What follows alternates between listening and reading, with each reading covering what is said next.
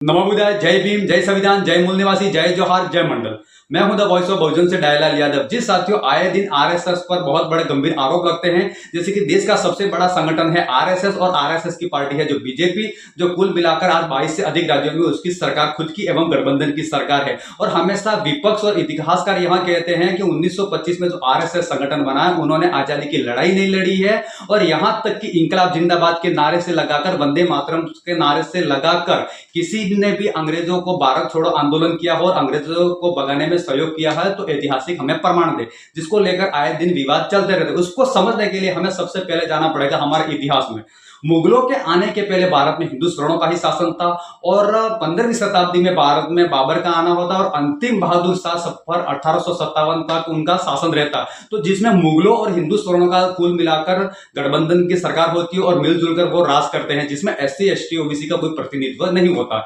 जिसके बाद में भारत में अंग्रेजों का आना होता, तो अंग्रेजों के समय में 1849 में मेरठ में मंगल पांडे ब्राह्मण नाम के वहां ब्रिटिश शासन में नौकरी करते हैं, और उसी समय में 1857 के करीब में लगभग माता दीन बंगी SC दलित समाज से आने वाले, उन्हें प्यास लगती है तो वो साफ कहते हैं कि हमें एक गिलास भर के पानी दो कि मुझे प्यास लग रही है, क्योंकि मैं मटकी नहीं चू सकता। जिसको लेकर मंगल पांडे अपनी प्रतिक्रिया देते हैं कि अछूत तू मुझसे पानी मांग रहा है। जब कहा कि तू तो अछूत है, तब मंगल पांडे कहते हैं कि जो आप ब्रिटिश सरकार में नौकरी कर रहे हो, जो आप कारतूस चलाते हो, जो कारतूस है वो गाय की चर्बी और सुअर की चर्बी से बना हुआ है, जिसे आप चला रहे हो, तो मैं अछूत कैसे हुआ। तो जिसको लेकर मंगल पांडे विद्रोह करते हैं, यानी कि देश की आजादी की लड़ाई अगर वास्तविक में अंग्रेजों के खिलाफ होती तो 1849 में ब्रिटिश सरकार में नौकरी नहीं करते, और 1857 में माता दीन बंगी के कहने की वजह से यह आंदोलन हुआ, तो धर्म की लड़ाई। तो सादा श्रेय मंगल पांडे ले गए और आज तक माता दीन बंगी को एक तरफ कर दिया गया। जिसे इसको समझने के लिए हम सबसे पहले जाएंगे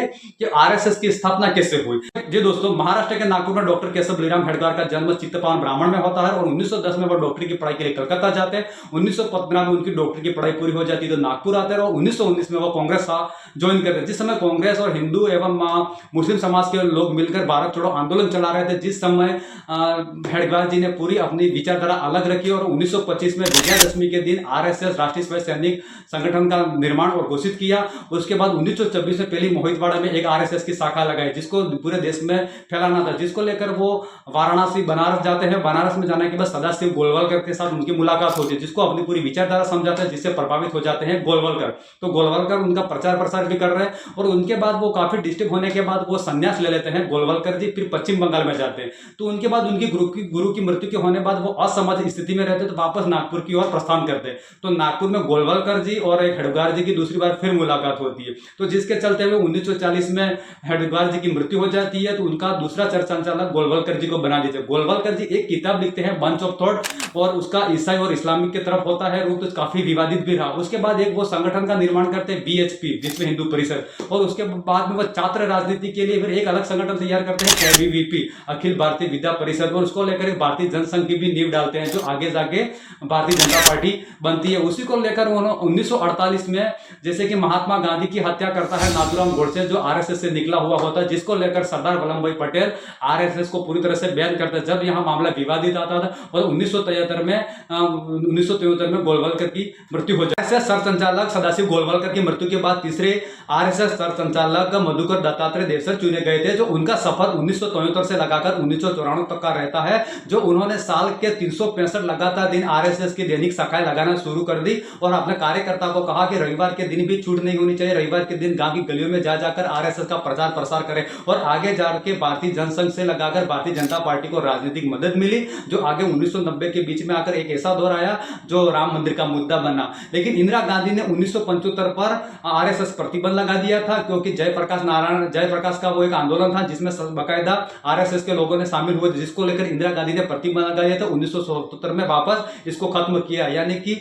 हेडगार से लगाकर गोलवलकर, और गोलवलकर के बाद तीसरे नंबर पर थे मधुकर दत्तात्रेय, जो उन्होंने अपनी कमाल संभाली। आरएसएस के चौथे सर संचालक मधुकर दत्तात्रेय देवरस की मृत्यु के बाद में 1994 से 2002 तक गैर मराठी ब्राह्मण क्षत्रिय समाज से रज्जू भैया राजेंद्र सिंह को आरएसएस चौथा सर संचालक बनाया जाता है, जो इलाहाबाद विश्वविद्यालय के प्रोफेसर थे। और 1973 और 1975 के बीच में इंदिरा गांधी द्वारा प्रतिबंध लगाया था, जिसके चलते वो अंडरग्राउंड मीटिंगें कर रहे थे गांवों में, शहरों में जा जाकर, लेकिन वहां कभी जातिवाद के चलते हुए नहीं, उन्होंने सबको एकत्रित करने का काम किया, जो 1994 से लगाकर 2002 तक उनका सफर रहा। चौथे सर संचालक राजू भैया राजेंद्र सिंह के बाद में 5वां सर संचालक नियुक्त किया जाता है के.एस. सुदर्शन, जो उनका सफर होता है 2000 से लगाकर 2009 तक उनका सफर होता है, जिसमें 2000 चुनाव के बाद भाजपा को कड़ी हार मिलती है, जिसको लेकर आरएसएस में और भारतीय जनता पार्टी में एक निराशा और आत्मबल खो जाता है, जिसको लेकर सुदर्शन कहते हैं कि अटल बिहारी वाजपेयी एवं लाल कृष्ण आडवाणी को कहते हैं आप बुजुर्ग हो गए, जिसको लेकर युवा लोगों पर प्रभाव नहीं पड़ रहा है,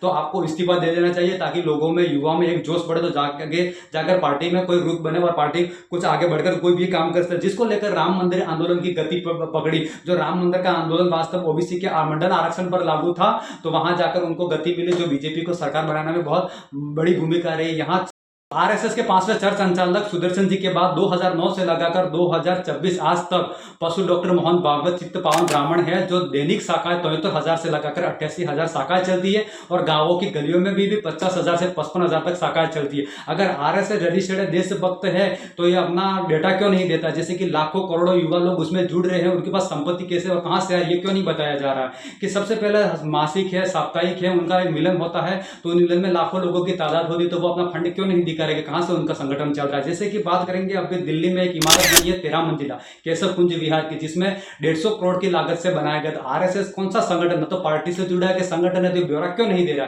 कि जैसे कि आरएसएस देशभक्त संगठन है, तो देशभक्त संगठन है तो 1950 से लगाकर 2002 52 साल तक आरएसएस ने अपने मुख्यालय हेडक्वार्टर नागपुर में तिरंगा क्यों नहीं फहराया। जैसे कि वहां के 3 राष्ट्र प्रेमी युवा दल के लोगों ने जहां पर आरएसएस मुख्यालय पर झंडा फहरा दिया, उन लोगों पर मुकदमा किया, उन लोगों ने 12 साल तक यह मुकदमा लड़ा और सबूतों की वजह से उन्हें बाइज्जत बरी कर दिया। अगर आरएसएस देशभक्त संगठन है तो बाबा साहब भीमराव अंबेडकर ने 1952 में हिंदू कोड बिल लाया, उन्होंने विरोध क्यों किया। हिंदू कोड बिल में यही लिखा था कि विधवा महिला को उसकी पति की संपत्ति में हिस्सेदारी मिले, बाप की संपत्ति में बेटी का अधिकार हो, किसी को पुत्र गोद दे सके, उसको समानता का अधिकार मिले। तो आरएसएस ने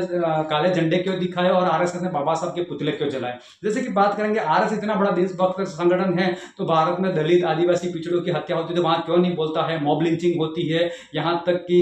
लीड पेपर लीक होते हैं, हत्या होती है, तो आरएसएस वहां पर खड़ा क्यों नहीं रहता। क्योंकि आरएसएस की संख्या से आरएसएस में जितने भी आज नियुक्त हुए सब ब्राह्मण समाज के हैं, खाली एक क्षत्रिय समाज का जुड़े थे राजू भैया। तो ज्यादा से ज्यादा करोड़ों में संख्या है, तो भारत में ब्राह्मणों की संख्या 3.5% है, उतनी तादाद में उनके पास लोग कैसे हैं, वो कौन आ रहे हैं। क्योंकि उन्होंने अभी एससी एसटी ओबीसी को अभी तक सर संचालक क्यों नहीं बनाया। अगर आरएसएस देशभक्त है तो उन्होंने एक सवाल किया था, किसी व्यक्ति ने आरटीआई लगाई थी कि गृह मंत्रालय को कि आरएसएस मोहन भागवत पर महीने का 1.5 करोड़ यानी सालाना 15 करोड़ से अधिक खर्च हो रहा है, तो वो कौन दे रहा है। तो सीधा गृह मंत्रालय ने मना कर दिया, यानी गृह मंत्रालय में गृह मंत्री अमित शाह थे, तो अमित शाह ने मना क्यों किया, क्योंकि अमित शाह भी उसी स्कूल के स्टूडेंट रहे, तो अमित शाह ने साफ मना कर। उसी लेकर बॉम्बे हाईकोर्ट में एक पीएल दर्ज की थी कि भारत के टैक्स पेयर का पैसा खर्च किया जा रहा है, तो इनका खर्च क्यों किया जा रहा है। तो उन्होंने बॉम्बे हाईकोर्ट ने ये पीएल को खारिज कर दिया, यानी कि ये पूरे देश में सिस्टम में मिले हुए चुनिंदा लोग पूरा देश को कब्जा करके बैठे हुए। अगर आरएसएस देशभक्त संगठन है तो उन्होंने इनकलाब जिंदाबाद के नारे लगाकर या फिर वंदे मातरम की नारे लगाकर कितने लोग शहीद हुए, कितने लोग जेल में गए। यह सवाल सोचने पर मजबूत करता है, क्योंकि दलित आदिवासी पिछड़े लोगों को ब्रेन वॉश करके उनके संगठन में जुड़ा जाता है, जबकि सिस्टम में सारे लोग बैठे थे। 3.5% ब्राह्मण है, तो उनके न्यायपालिका में है, कार्यपालिका में है, मीडिया में है और बिजनेस में है,